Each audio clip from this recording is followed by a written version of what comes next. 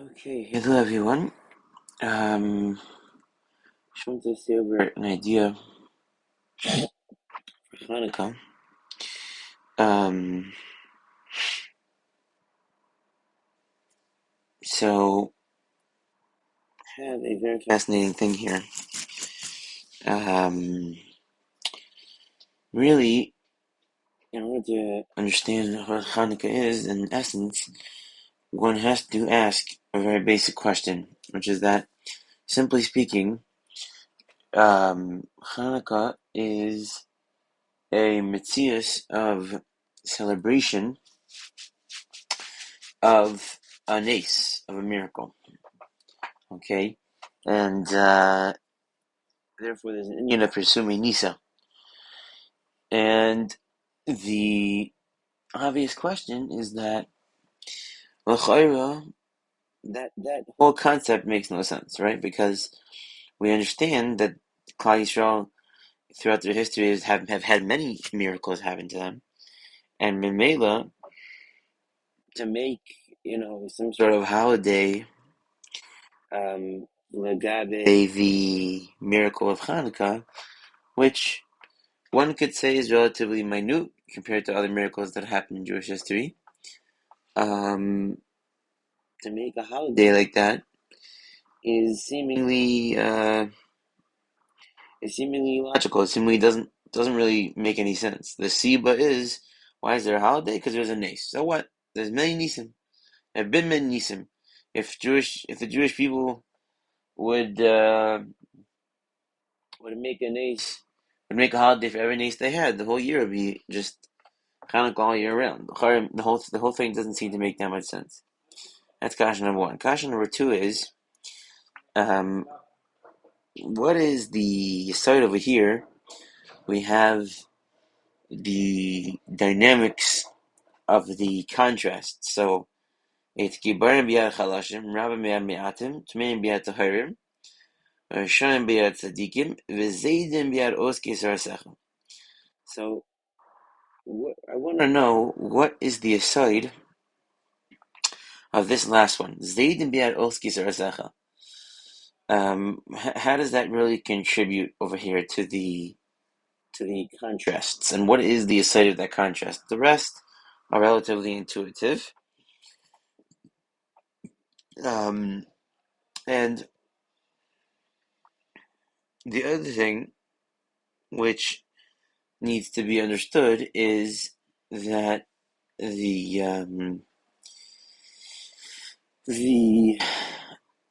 Nusach Tefillah and the Gemara have a split in the locations of emphasis. The Nusach Tefillah doesn't really mention. It mentions briefly, so that's all it says about the Neros. Whereas if you look at the Gemara says my Chanukah. So over there, the Gemara says that it's about the Neros. And obviously, the main way in which we celebrate Hanukkah is through the lighting of the candles. Mimelo, it's mochrach. It seems to be mochrach that it is about the Neros. So why is the Nusach Tefillah not focusing on that? So Chayra, what we have over here is it's a fascinating dynamic, and we to come to the basic understanding of what Hanukkah does is we have to understand, based off the Medrash, that Hanukkah is actually not pshat that we are simply commemorating or simply celebrating the fact that a miracle occurred to us. That's not pshat at all. But rather, there's an understanding in which it's known that there are four galuyos. There are um, four, four exiles that the Jewish people go through, and they are Bavel, Madai, Yavan, and Edom. And the the way that the the way that it works when Chazal are Koveya and when the Torah is Koveya, for there to be a holiday that is yearly throughout Jewish history, the way that that works is that it's obvious that the pshat of that is never that a person is doing a zecher for is never doing a zecher for something that occurred a long time ago. In other words, it's not like, oh, because there was lights in the last day a long time ago, now I'm going to commemorate that. The commemoration is obviously a horrible word. Because obviously the taich of the idea, the fact that Chazal put into every single their kaveh and Klal Yisrael as a thing to do throughout all of the rest of their history, that's because the etzem yasoid, the concept of what's being expressed in Chanukah, has now become a essential part of Jewish identity, and therefore it is a Jew is Chanukah, and therefore a Jew is responsible to express the concept of Chanukah throughout his history. But it's not pshat that there is any such thing that I'm doing an echitzanistic ma'aseh to celebrate something that happened a while ago. It works the opposite. In other words, once Hanukkah happened, that became part of the Jewish reality of an identity of a Jew, and therefore a Jew has to express that year after year because the time comes year after year. So maybe he has to express himself, just like he has to express Pesach or Sukkot or Purim. So the aside is that's the just the manner is that's the way the person has to look at whenever it's this type of thing. Hanukkah, Purim, Sukkot, Pesach, Shavuos, and Kippur, all these things are all not things that you do to commemorate or to live a thing that happened in the past, but it's an expression of self that a person is mechuyev to express because it's ingrained in the reality of the Jewish identity. And Mamela, we can now begin to understand the following thing. Chazal say that the miracle, the episode of Chanukah was the Yitzia, it was the coming out of, the overcoming, in essence, of the Gullus of Yavan. In other words, Yavan presented a challenge to the Jewish people, and that challenge was overcome in Hanukkah. And we're going to have to, in order to explain this, we're going to have to go a little bit deeper into understanding the Metzias of Gullus, and that is that the manner in which Gullus operates is that there is a dominating worldview which occurs and which takes place in that gullus, and that dominating worldview is thrust upon the Jewish people, and the Jewish people have to use that worldview to shape the metzius of what they are, meaning that the um, the let's just take the concept of the gullus of Mitzrayim. So you have Mitzrayim, you have that the Jewish people are Mitzrayim, but the dominating worldview of Mitzrayim included within it, had within it, the concept of Zima, which is what we see. Um, we see that it's really in this week's parsha that Mitzrayim, that Yosef was a symbol of beauty in Mitzrayim. He was a shore, which is maybe we'll get into that as well. But the concept is that the Jewish people in Mitzrayim, the only woman who ever had relations with a Mitzri was Shlemes Bas Divri, and it was one of the schusim that they had, that they never intermixed, and that they preserved their identity as Jewish people, in contrast to the concept of Mitzrayim, who were Shtufe Zima, meaning that they were extremely licentious, but without going in arichas to that, in essence, what that means is that you don't really have any preservation of self, of identity. If you're licentious, if someone is licentious, what that really just means is that they don't have any solidified, consistent sense of self, um, which they can call their own. And Jewish people were used that to solidify the realities of what they were in a manner in which now the concept of, anti-licentiousness and preservation of identity is a hallmark part of the Jewish, identity structure.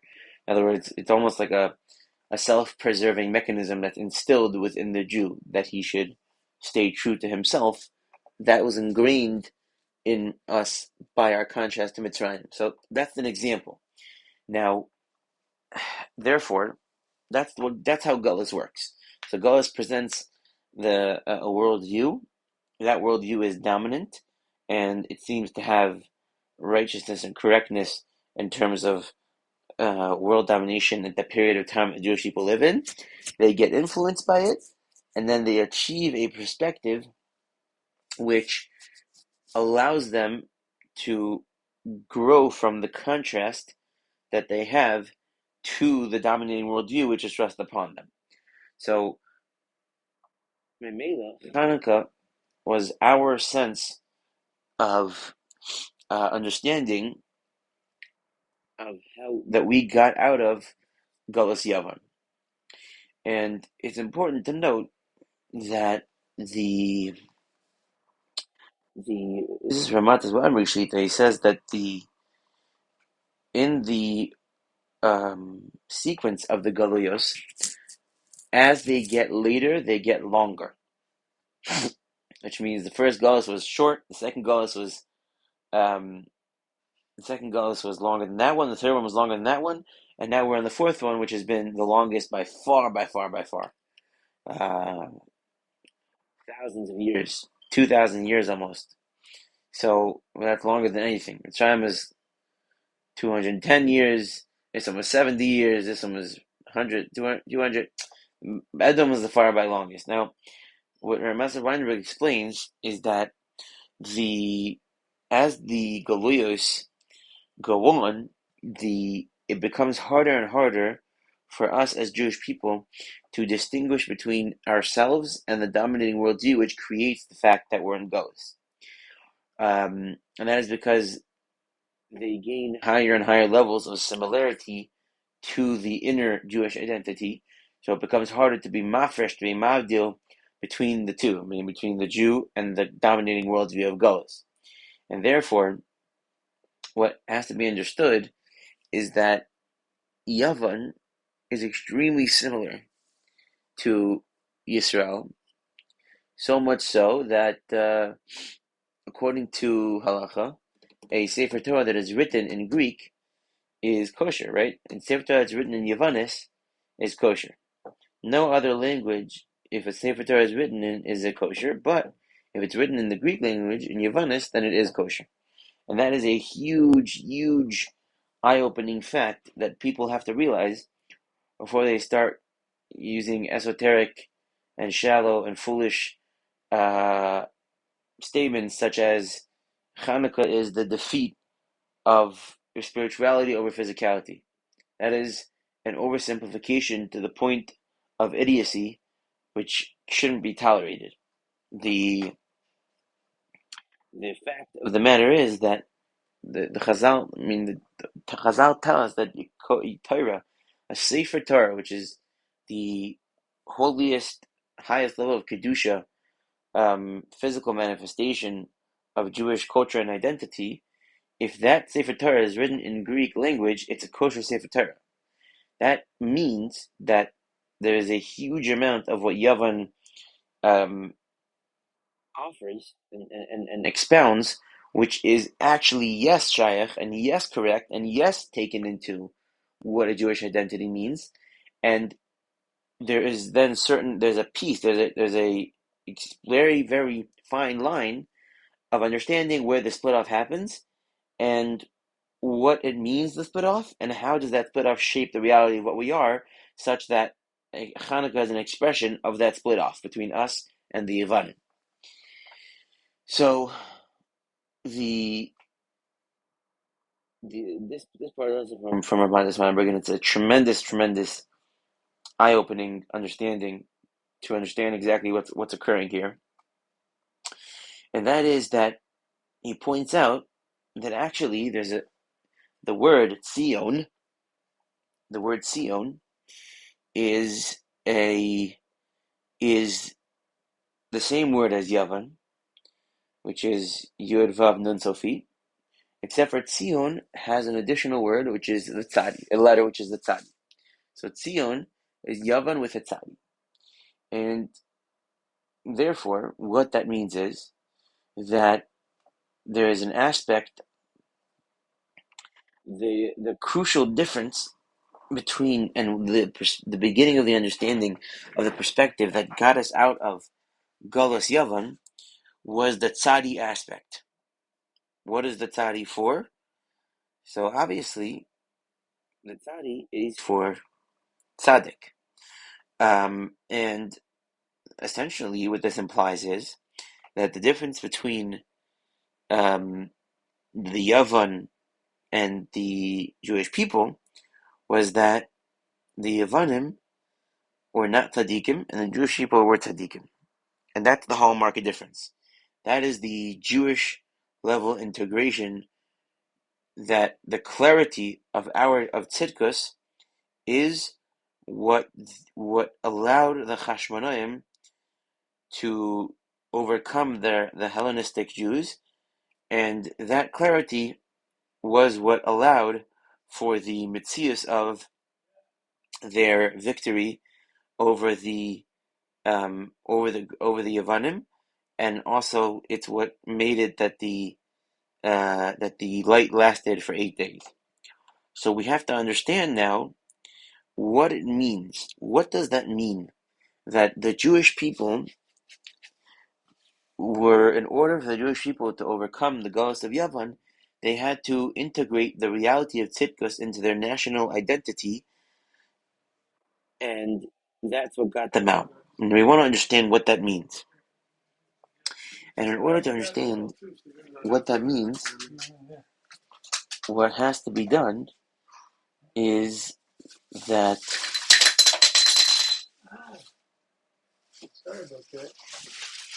one has to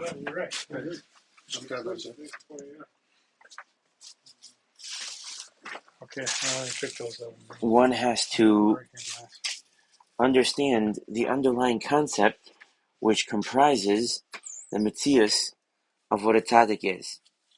And in order for that to be understood, one has to look at a fascinating pattern which is found throughout all of Tanakh, the Gabe Tzaddikim, which is that the